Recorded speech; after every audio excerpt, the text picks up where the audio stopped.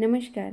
आज आपण बघणार आहोत फक्त 1 वाटी येस्वर मसाल्यापासून एकदम झणझणीत आणि चवदार असा चुनगुळ येस्वर. तेही कुठल्याही प्रकारचं मसाल्याचं वाटण न करता. हा येस्वर बनवणं खूप सोपं आहे आणि खायला हा खूप अप्रतिम असा लागतो. तर त्यासाठी हा व्हिडिओ तुम्ही शेवटपर्यंत पूर्ण बघा. तर चला मग आपण आपल्या रेसिपीला आता सुरुवात करूयात. चुनगुळ येस्वर बनवण्यासाठी सुरुवातीला इथे मी एका कढईमध्ये तेल घेत आहे. रोजच्या भाजीपेक्षा थोडंसं मी जास्त इथं तेल घेत आहे, कारण भाजीला तर्री दिसली की भाजी अजून छान लागते. तर इथे तेल छान कडकडीत तापलेलं आहे. त्यानंतर आपल्याला हे तेलामध्ये मोहरी घालायची आहे. मोहरी तडतड करायला लागली की आपण आता यामध्ये एक मोठा साईजचा कांदा बारीक कट करून यामध्ये घालणार आहोत. त्यानंतर हा कांदा आपल्याला छान गुलाबीसर होईपर्यंत तळून घ्यायचा आहे.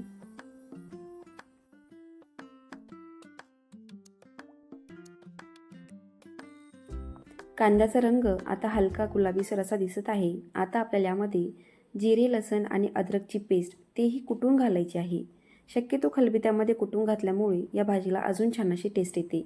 आणि बऱ्याचदा मसाल्याच्या भाजीमध्ये आपण अद्रक घालतो, कारण अद्रकीने एक भाजीला अजून तिखटपणा असा छान असा लागतो. तर आता ही पेस्ट यामध्ये घातल्यानंतर ही सुद्धा आपल्याला छान खरपूस होईपर्यंत तळून घ्यायची आहे.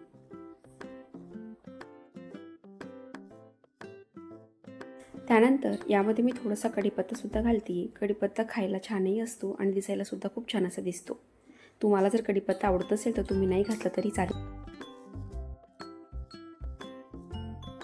त्यानंतर सर्वात महत्त्वाचं, आपण यामध्ये फक्त 1 वाटी येस्वर मसाला घालत आहोत. या येस्वर मसाल्यामध्ये चवीनुसार तिखट, हळद हे सर्व मसाले आणि खडे मसालेसुद्धा आहेत. तर आपल्याला वरतून यामध्ये तिखट, हळद टाकण्याची अजिबात गरज नाही. पण तरी पण मला थोडंसं पिवळसरपणा आवडतो, म्हणून मी यामध्ये फक्त थोडासा पाव चमचा म्हणून हळद पावडर टाकलेली आहे. पण यामध्ये मी वरतून अजिबात तिखट घातलेलं नाही आणि काळा मसालासुद्धा घातलेला नाही आहे. फक्त 1 वाटी मसाल्यामध्ये या येस्वर मसाल्यामध्ये आपला छान असा येस्वर येथे होत आहे. तर येस्वर मसाला घातल्यानंतर हा छान असा तळून घ्यायचा.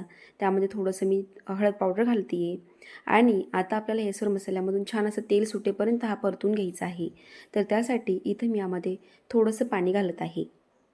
पाणी घातल्यामुळे हा येस्वर मसाला छान असा शिजतो, छान भाजला जातो आणि भाजल्यानंतर याला छान असं तेल सुटतं. तर व्यवस्थित असं तेल सुटण्यासाठी आपण अंदाजे यामध्ये थोडंसं अजून पाणी घालत आहोत आणि तेल सुटेपर्यंत हा मसाला छान. तर अशा प्रकारे मी थोडं पाण्याचा अंदाज घेऊन यामध्ये पाणी घालून हा मसाला छान तेल सुटेपर्यंत परतून घेत आहे.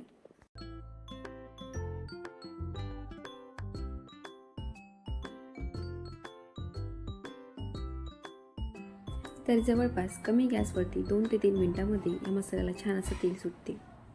तर गॅस तुम्ही कमी जास्त करून जर कढईतल्या आतल्या बाजूने जर बघितलं तर काठांना छान असं तेल सुटलेलं तुम्हाला ते दिसत आहे. म्हणजे मसाला व्यवस्थित असा परतून झालेला आहे.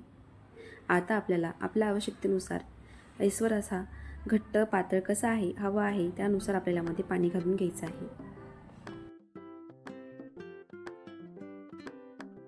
तुम्हाला जर येसवर हा नुसताच असंच खायचं असेल तर थोडंसं घट्ट ठेवलं तरीही चालेल. पण आपण यामध्ये चुनगुळे घालत आहोत, तर त्यासाठी मी थोडंसं यामध्ये अजून पाणी घालत आहे आणि थोडंसं पातळ असंच करून घेत आहे. कारण चुनगुळे घातल्यानंतर याला शिजायला अजून पाणी लागेल, त्यामुळे आपण थोडंसं सुरुवातीला पातळ असंच येसवर ठेवणार आहोत.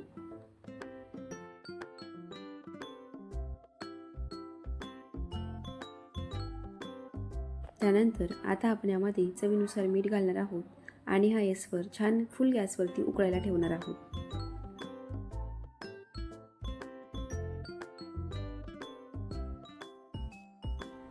जोपर्यंत येसवर हा उकळत आहे तोपर्यंत आपण इथे आता चुनगुळ्यासाठी लागणारं जे साहित्य आहे ते बघणार आहोत. तर त्यासाठी इथे मी एका प्लेटमध्ये चून म्हणजेच हरभरा डाळीचे बेसन पीठ घेत आहे. त्यामध्ये आवश्यकतेनुसार हळद, तिखट, मीठ घालणार आहे. त्याचबरोबर त्यामध्ये थोडासा ओवा घालायचा आहे. ओवा घातल्यामुळे याला खूप छान असा टेस्ट येते. ज्या प्रकारे शेवला चव असते त्याच प्रकारे ह्या चुनगुळ्यांनासुद्धा ओवा घातल्यामुळे छान अशी चव येते. तर आता आपल्याला हे सर्व छान घट्ट असं भिजवून घ्यायचं आहे. येसवर हा छान असा उकळायला लागलेला आहे. आता आपल्याला यामध्ये चुनगोळे घालायचे आहे. तर चुनगोळे घालत असताना तुम्ही एकतर ओला हात घ्या. ओला हात घेऊन अशा प्रकारे याची गोळी करून यामध्ये घालायचे आहे. किंवा तुम्ही तेल हाताला लावून सुद्धा जर यामध्ये सोडले तर ही गोळी इझिली यामध्ये सोडल्या जातात. पण त्यापेक्षा ओल्या हाताने पटकन अशी आपण इथे गोळी यामध्ये सोडतो. फक्त हे चून किंवा हे जे पीठ ओलं करतो त्यावेळेला थोडं घट्टसर असं राहू द्यायचं, म्हणजे याची व्यवस्थित अशी गोळी पडतात. आणि उकळत असतानाच यामध्ये घालायचे आहे, म्हणजे हे भाजीमध्ये घातल्यानंतर अजिबात एकमेकांना चिटकत नाही.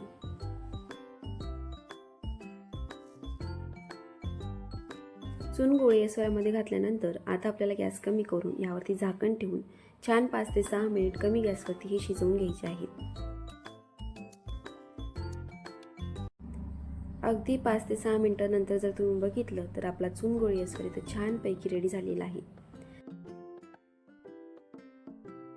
तर पावसाळा असो, हिवाळा असो किंवा उन्हाळा, जेव्हा कधी तुम्हाला पालेभाज्या किंवा भाज्याच खायचा कंटाळा आला असेल, तर त्यावेळेला तुम्ही नक्की अशा प्रकारे चुनगोळी तयार करून बघू शकता. अजिबात भांड्याचाही पसारा होत नाही, आपल्याला मसालाही वाटायचंही काम नाही.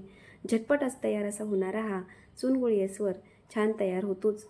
आणि हा तुम्ही भाकरीसोबत, चपातीसोबत किंवा नुसतं भातासोबत जरी खाल्ला, तरीही खायला खूप छान असा लागतो. तर मग नक्की ट्राय करून बघा आणि ट्राय केल्यानंतर मला कमेंट करून नक्की कळवा. आणि जर तुम्हाला माझी रेसिपी आवडली असेल तर प्लीज माझ्या चॅनलला सबस्क्राईब नक्की